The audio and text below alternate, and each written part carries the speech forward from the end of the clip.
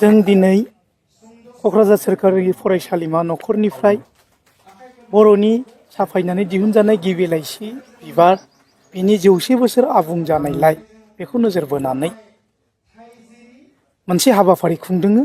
बे खुंफुंजागासिनो दङ।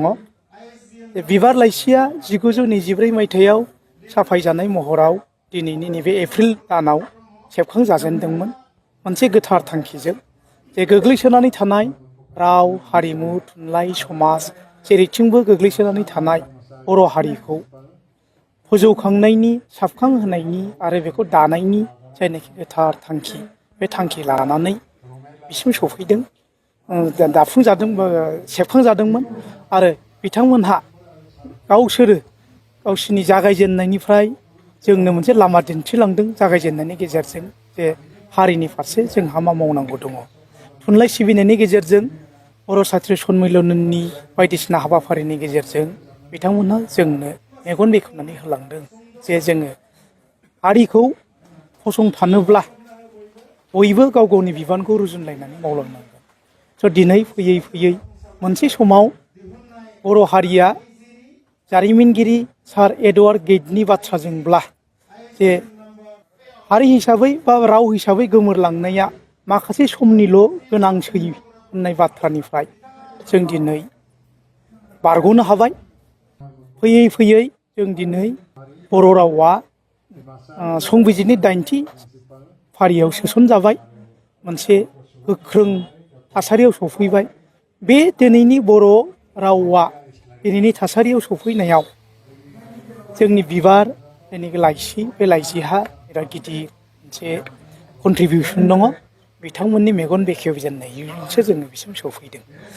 दिनै जों मोनसे थांखिखौ लानानै खुंफुंदों जे बर' रावा दिनै संबिजितनि 80थि फारियाव सोसनजाबायब्लाबो दासिमबो इउनेस्क'नि जायनिखि फारिलाइ बे फारिलाइयाव पटेनशियेलि एन्डेन्जार्ड लेंगुवेज बे स्टेटासावसो दङ, बे थासारियावसो दङ।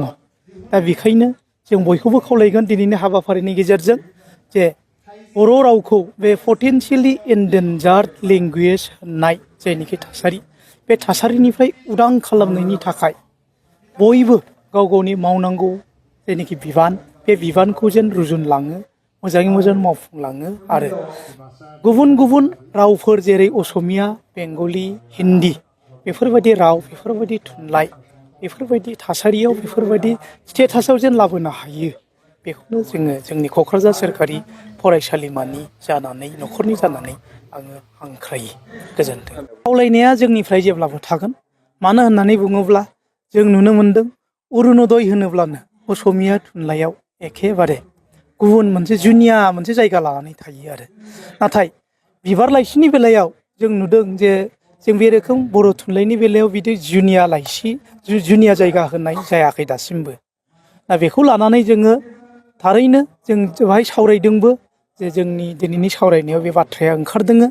जोंबो बेखौनो खावलायगोन बिबार लाइसियानो जोंनि थुनलाइनि गिबि आगान। जेब्ला बेजोंनो जोङो थुनलाइ फसंनायनि थुनलाइ जौगाहोनायनि गिबि आगानखौ सुरजेनदों, जेब्ला बे आगानखौ जुगामियै दोनलांनायनि थाखाय बड' साहित्य सभाया सानलायनायनि गेजेरजों मोजाङै बिजिरनायनि गेजेरजों मा रोखोम मोनसे हाबाफारि लायोब्ला मोजां जायो बिनि फारसे साननानै नांगौ रोखोम हाबाफारि लागोन, नांगौ रोखोम आगान लागोन बेखौ जोंहा फोथायनाय दङ।